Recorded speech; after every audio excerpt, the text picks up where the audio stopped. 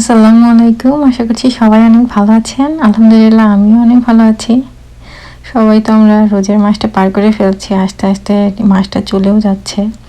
কীভাবে সময়টা পার হচ্ছে আমরা কেউই বুঝতে পারছি না। আর আমি আজকে এলাম আমার একটু ঘোরাফেরার অংশ নিয়ে। এটা মূলত রোজার আগের একটি ভ্লগ ছিল, বাট দেবদেবু করে আর দেওয়া হয়নি, দেরি হয়ে গেছে। তো আমি এসেছি আমাদের ট্যাম্পাতে। একটা দারুণ একটা প্লেস আসছে, সেটা হলো বালাস্ট পয়েন্ট। তো এই পয়েন্টটা অনেক পপুলার, বাট কোভিডের কারণে এখন কিছুটা মানুষজন কম, বাট এখানে সবসময় অনেক মানুষ থাকে। আর এইটার প্রাকৃতিক যে ভিউটা মাশাআল্লাহ, এটার জন্য আসলে আসা হয়। আর এখানে দেখছেন আউটসাইডে বসে এনজয় করার মতো অনেক জায়গায় আছে। আর এখানে একটা রেস্টুরেন্টও ছিল, বাট কোভিডের কারণে এটা এখন বন্ধ হয়ে গেছে।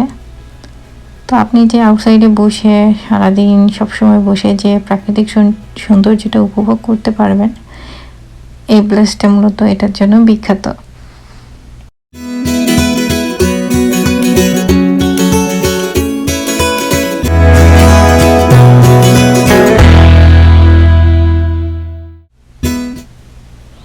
দেখতেই পাচ্ছেন চারপাশে প্রচুর পানি আর খোলা আকাশ আর একদম ফ্রেশ বাতাস। আর কি লাগে, তাই না?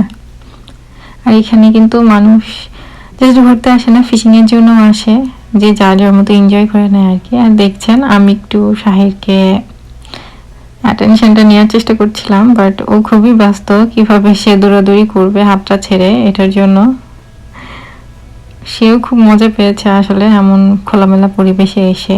কারণ এই কোভিডের সময় আসলে বাচ্চারা অনেক বোর হয়ে যাচ্ছে, একটু বাহিরে গেলে ওদেরও মাইন্ডটা অনেক চেঞ্জ হয়।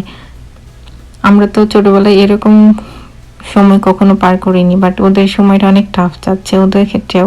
কারণ সারাদিন ঘরের মধ্যে কারোর সাথে ফ্রেন্ড সার্কেল বলেন, সব কিছু বলেন, কারোর সাথে উঠা বসাটা অনেক কমিয়ে গিয়েছে। তো এই জন্যই একটু রিফ্রেশমেন্ট আর কি। তো আমরা যে ব্রিজটার উপর দিয়ে হেঁটে যাচ্ছিলাম, তো একটু খেয়াল করে দেখবেন সামনে একটা অনেক বড় বার্ড, এটা পাখি বা হাঁস যাই হোক, যেটা আমরা বাংলাদেশে দেখি, সেই পাখিটা ওখানেই বসেছিল, ওখান থেকে নড়তে চাচ্ছিল না। আমরা মানুষজন যাতায়াত করছিলাম, বাট সে ওখানেই থাকবে। ওখান দিয়ে যেতে কিন্তু অনেকে ভয়ও পাচ্ছিল।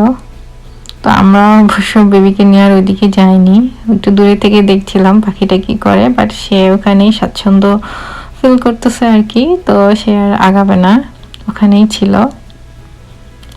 আমাদের সামনে যে মহিলাটা ছিল উনিও কিন্তু ভয় পাচ্ছিল।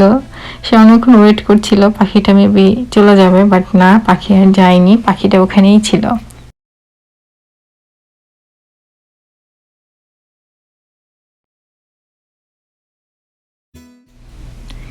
এখানে একটু খেয়াল করলে দেখবেন যে পাখিটা কি পজিশনে আছে, আর উনি তো ভয় পাচ্ছে, সাথে আমরাও পেয়েছি, তো আমরা আর এগোইনি। আর সেদিন অনেক ফ্রেশ, অনেক সুন্দর একটা পরিবেশ ছিল। আর এটা আরও ফেমাস এই কারণে যে এইখানে এই ব্রিজের উপর থেকে আপনারা 31st নাইট বা বিভিন্ন অকেশনে ফায়ারওয়ার্কস উপভোগ করতে পারবেন। দূরেই হচ্ছে ডাউন টাউন এরিয়া, তো এইখান থেকে অপোজিট সাইডটা যদি ডাউন টাউন হয়, তো ডাউন টাউনে যে ফায়ারওয়ার্কসটা হয় সবাই এটা এনজয় করে।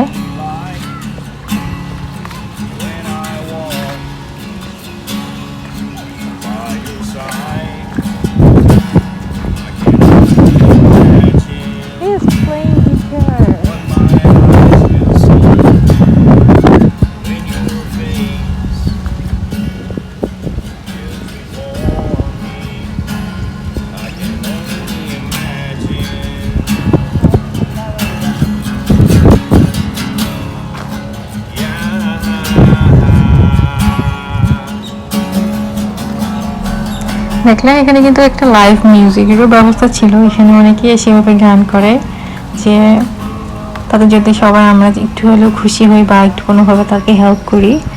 তো যাই হোক, যেভাবে উনি ইনকাম করছে সেটা খারাপ না, বা মানুষকে যে গান শুনিয়ে মানুষের মাইন্ডও রিফ্রেশ করছে, এটাও অনেক ভালো কাজ। আর আমি সেটাই শাহিকে দেখাচ্ছিলাম, কারণ ও গিটার দেখলে অনেক এক্সাইটেড হয়, খুবই অবাক হয়েছে, কারণ এর আগে ও সামনাসামনি কাউকে লাইভ গিটার প্লে করতে কখনো দেখেনি। তো ওরও দেখা হয়ে গেল।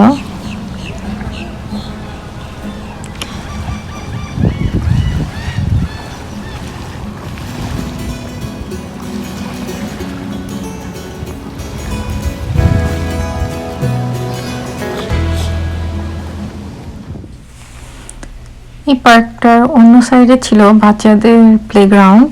তো অনেকে জেনে বাচ্চাদের প্লেগ্রাউন্ডে ছেড়ে দিয়েছিল খেলাধুলার জন্য। তো আমাদেরটাকেও ছেড়ে দেওয়া হয়েছিল এবং কিছু সময় বেশ এনজয় করেছে, বাট আমি সেই সময়টা শ্যুট করতে পারিনি। তো প্লেগ্রাউন্ডে ছেড়েই আমরা মোটামুটি এগিয়ে যাচ্ছিলাম। এগিয়ে যেতে সুন্দর একটা ফ্লাওয়ার গার্ডেন বলতে পারেন চোখে পড়লো। তো এত সুন্দর গার্ডেন দেখে লোভ সামলাতে পারলাম না। দেখছেন অনেকগুলো বেলি ফুল একসাথে ফুটে আছে, আর ঘ্রাণটাও অসাধারণ ছিল, অনেক ভালো লাগছিল আর কি।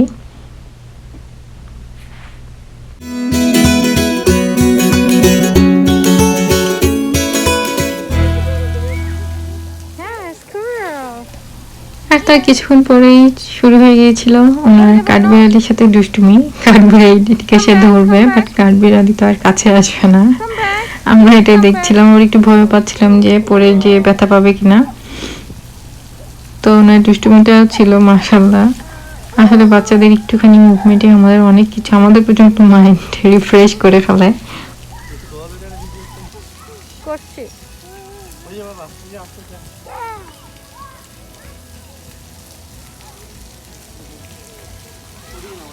চলো বাবা, হর্স দেখে আসি, আসো।